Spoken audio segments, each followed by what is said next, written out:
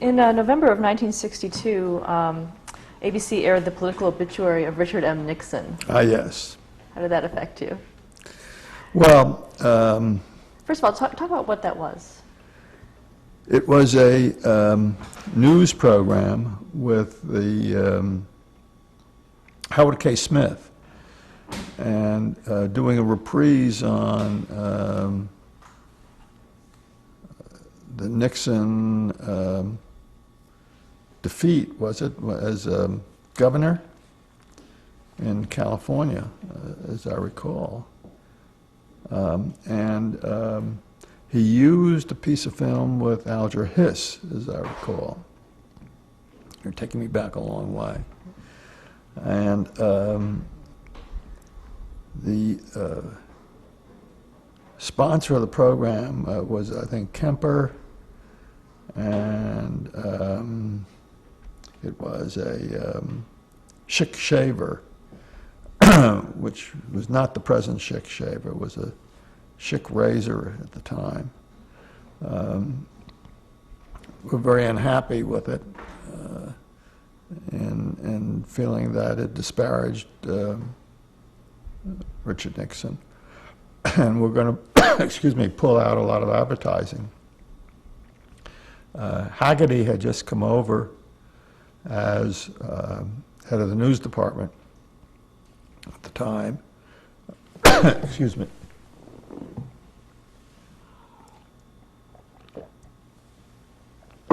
ABC had originally used Associated Press and United News, and did not have very much of an active news department.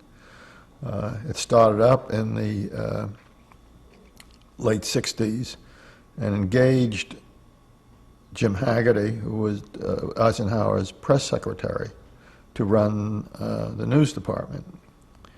And he and I were in the office next to each other.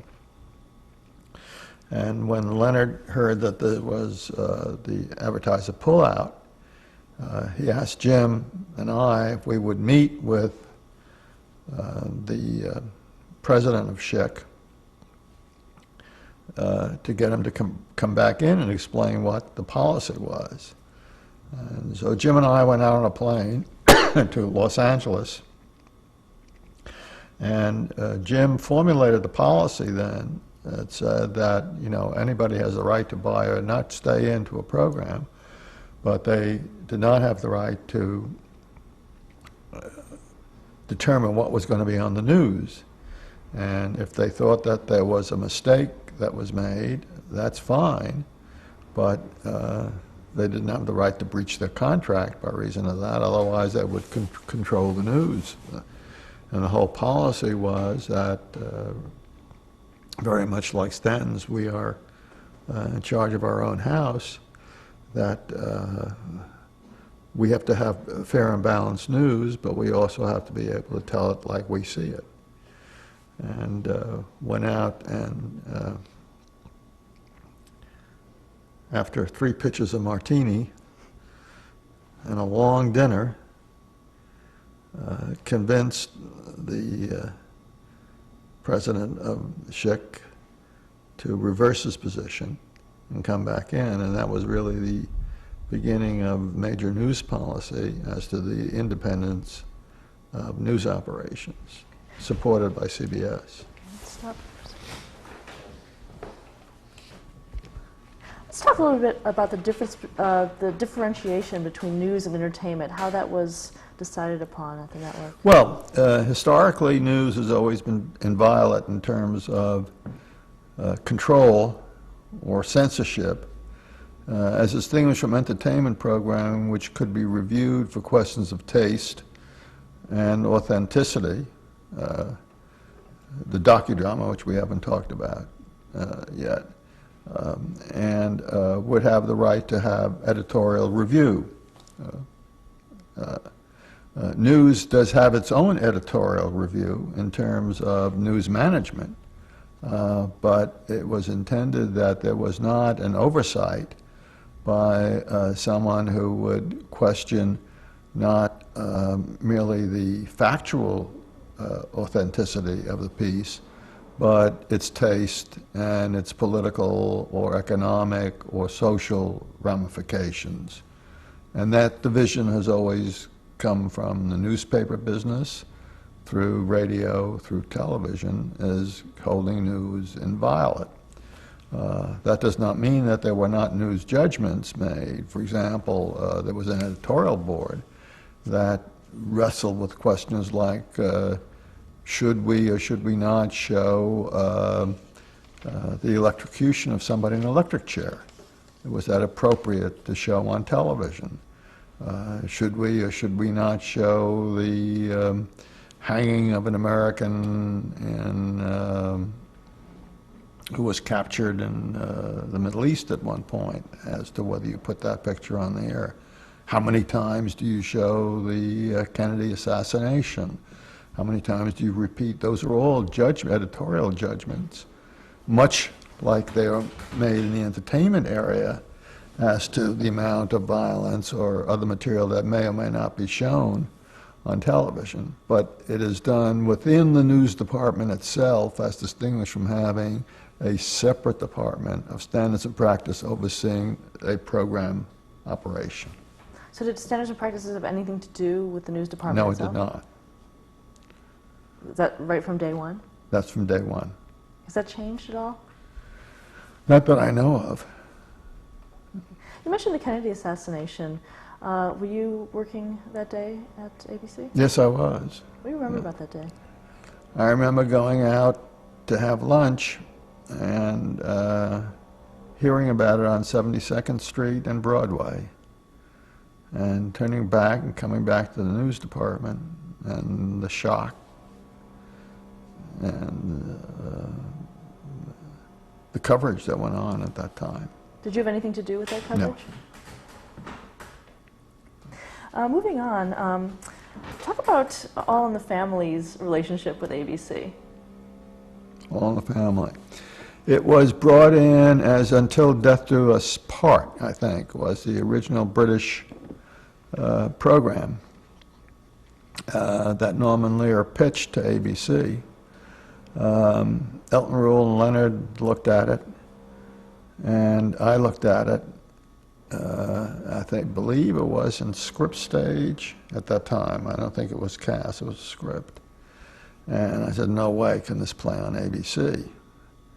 And it so happened that Leonard and Elton felt that at the same time. A couple of years later, they tried another program which lasted, I think, one day, whose name it was tried to be a replica of the kind of thing that All in the Family became, and it failed. But ABC was too young in terms of affiliate acceptance, in terms of advertiser acceptance, to take the chance and the risk of putting a program like All in the Family on. CBS initially had difficulty with it until I think they didn't have it sold out at the beginning, until it started to become a success and changed the whole picture of CBS television. Maude and All in the Family and Jeffersons all was a trend at that time. Of course, the tremendous ability of O'Connor and Marion Stapleton and Reiner and the young ladies. Sally Struthers. Sally Struthers. Sally Struthers, who made that program so successful. Do you remember what raised a red flag for you in terms of why ABC couldn't? The bigotry, the language. I felt that we could not handle it at that point. I was wrong. Did you ever talk about it in the offices later, saying, "Oh, no, but when soap came along, we faced some of the same kind of questions.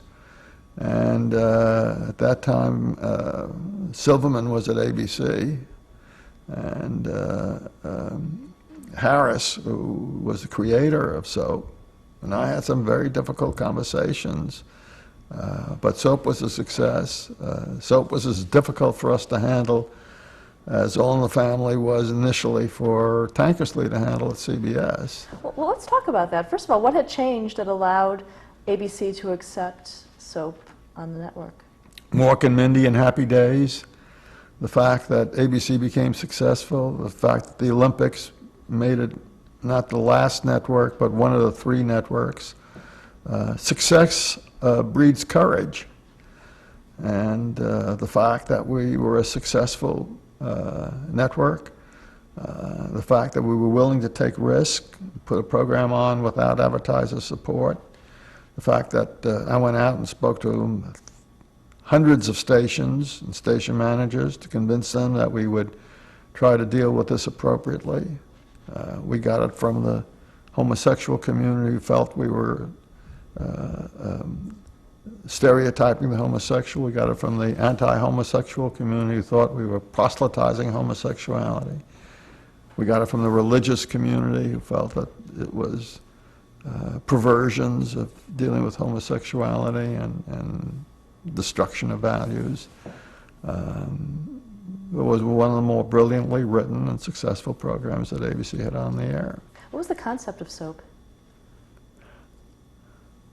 A dysfunctional family. There was one very important, I think, scene, a feminist kind of scene, where the women sat around, again a first, they sat around the table talking about sex, much before Sex in the City, and dealing about what their enjoyment and pleasure. And the original editor who looked at it eliminated some of the lines and felt it was inappropriate. And Susan Harris came in and said, "What's wrong with sex? If it was men sitting around the table, you'd let them talk that way." And I said, "You know, you're right." And we did let that scene. We had some difficulty with some of the stations about it, but it played, and it was the first time that the subject matter was dealt with that way. Where did you draw the line with that show? Where did we draw the line?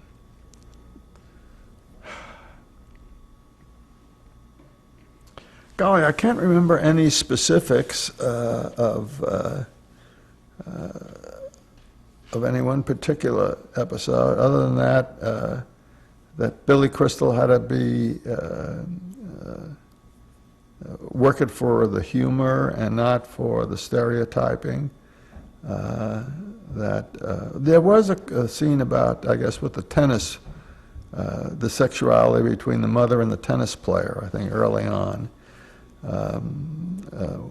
The extent to which they could talk about orgasm, I think, that may have been taken out. Nothing like 30-something, where we had the difficulty between the 2 gays with the question of whether or not they could kiss on a show. We drew the line there. That's all yesterday's newspaper. Now, why was the line drawn there? Well, because we felt it was inappropriate to too many people, too many viewers would object to the portrayal of 2 men kissing. We had an episode of, there was a doctor's show of 2 women embracing, and there had been some problem with respect to that. Also, we had an occasion where even, I think, the embracing in 30-something caused us to lose $1 million in advertising revenue. And so again, the balance between permitting the creative community to do what they do best, keeping advertisers within the programs, keeping the affiliated stations accepting the program material, was the standards and practices balancing role that we exercised. In retrospect, how powerful were the advertisers in your decisions? Very powerful. When Chrysler pulled $3 million out of the Day After, it was very effective. When the question was whether or not Day After would go on the air with any advertisers at all, a serious question. But there was courage in Pierce and Elton and Leonard in saying, we're going to put the program on. Were advertisers ever asked about specific things in terms of, we're thinking about doing this, is that something that you're okay with? Is that I'm something sure the program department did that at times, unbeknownst to me or sometimes beknownst to me. We would certainly show advertisers programming before it went on the air to a certain extent, although they would not have the right to change or I mean, they could make requests, and if they were reasonable, I don't recall at any time making any changes at their request. CBS had the Nuremberg trials, with the gas chamber. They had to change the word gas chamber because of that. Sure, advertisers were influenced. I mean, the medium is based upon the support of advertisers. And while you try to maintain a certain independence, and maintain, we did not answer to the sales department. We had many times, we were asked by the sales department to go speak to advertising agencies with respect to a particular program. We did indicate that we exercised care.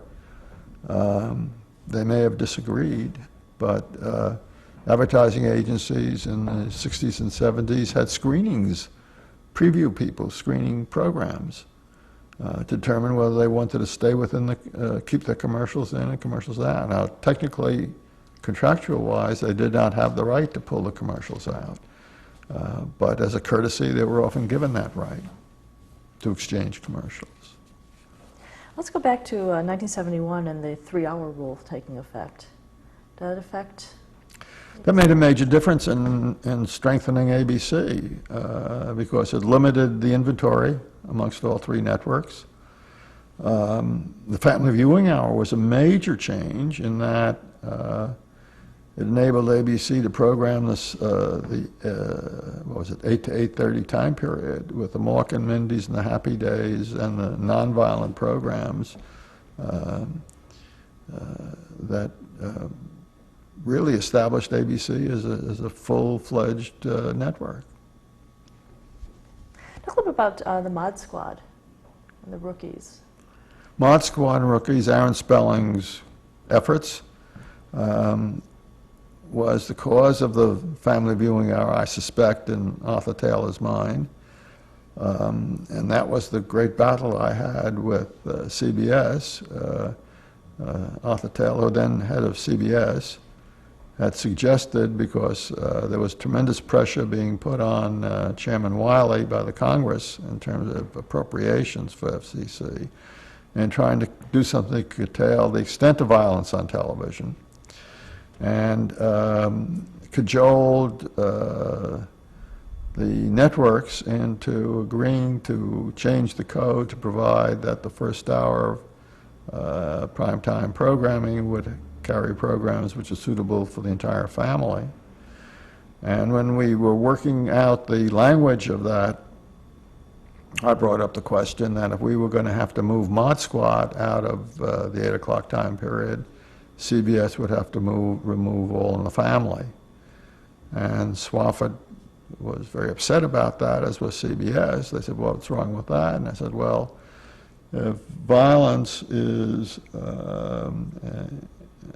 something that has to be curtailed so far as children, and sexuality, which was often discussed in All in the Family, Sally Struthers and Reiner, also had to be curtailed, as well as some of the bigotry that was discussed. And eventually they agreed to move All in the Family, and we agreed to move Mod Squad on Rookies from the 8 o'clock time period, which led to the litigation brought by Norman Lear and the creative community in saying that it was a violation of the First Amendment, which of course it wasn't, although they try to show a conspiracy with the government, because the First Amendment applies only if the government restricts or censors what goes on the air, not what any private corporation can do with their product. How How closely did you work with the FCC, that department? Not at all. We were called upon to provide them with reports, but there was no direct contact with them. Let's talk about that certain summer, 1972. That certain summer. Levinson and Link. Barry Diller was then head of Movies of the Week, and brought the script in, dealing with the story of a father who decides that he is a homosexual, leaves the wife to live with his partner, and the discussion that the father would have with the child about his homosexuality. Again, a first, so for television. And so I asked Mel Heller, who's again a psychiatric consultant, how do we deal with this? And his recommendation was that there be a line inserted in the program which says something to the effect that this may be my lifestyle, but it may not be appropriate for all. And it is a individual choice and not one that says it's appropriate for any and all.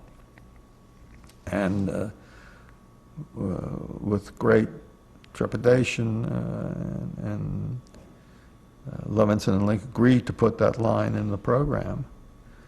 And Hal Brooks, forgotten, was Hal Holbrook? Holbrook was the father who made a magnificent performance in putting that program on the air. Do you have anything to do with Multiplication Rock? Multiplication Rock, right. McCaffrey, was it? McCaffrey, McCall. David McCall came into ABC with it. And it was at the time that we were looking for something to do with respect to Saturday morning children's program, the whole question of violence in television. I had turned down to the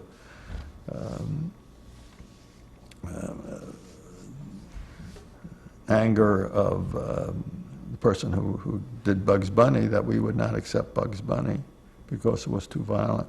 But we needed something to counter the action programs that were on the air.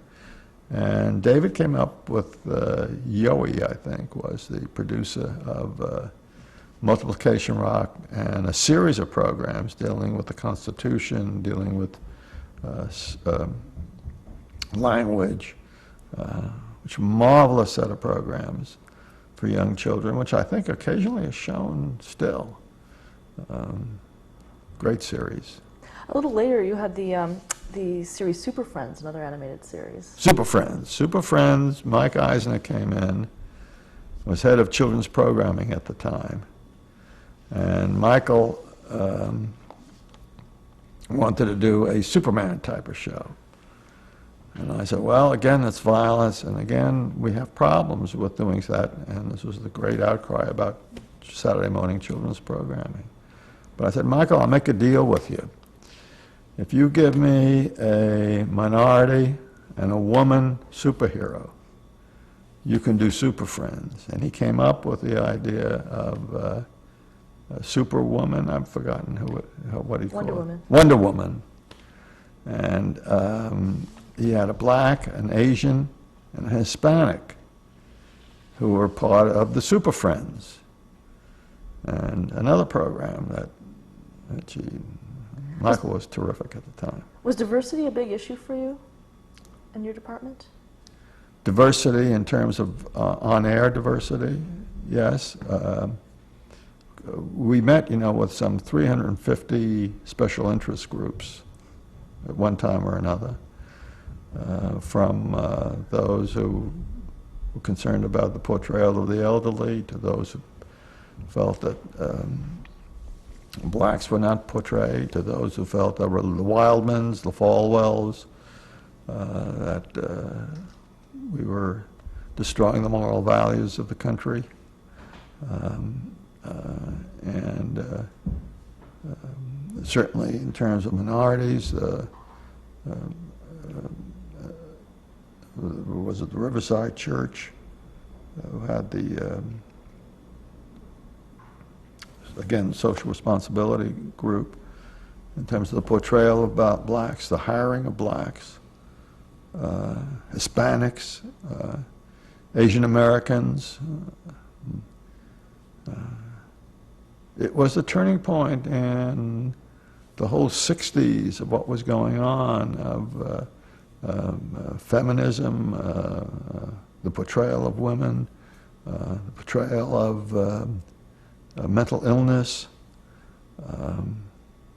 We even, in terms of the question of contraceptive ads, could we accept contraceptive ads? And the number of meetings I had with respect to that, the studies that were made by the NAB Code as to how the public felt. I think it was almost a 50-50 split between those who felt that we should accept contraceptive ads and those who felt that we should not accept the controversiality of it. Obviously, television reaching a mass audience did not want to deal with controversial issue material in advertising, although it would deal with controversial issue material in program material. Let's talk about the ABC After School Specials while we're on the topic of children. Again, this was a series that was started, I'm trying to remember the executive's name.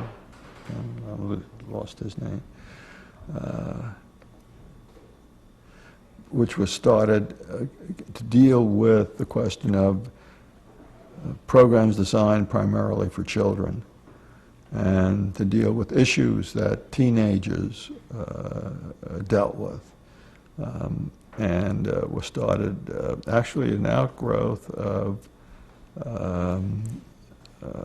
a series of Discovery, which was done by Jules Powers early on, about young children. Okay, let's stop there.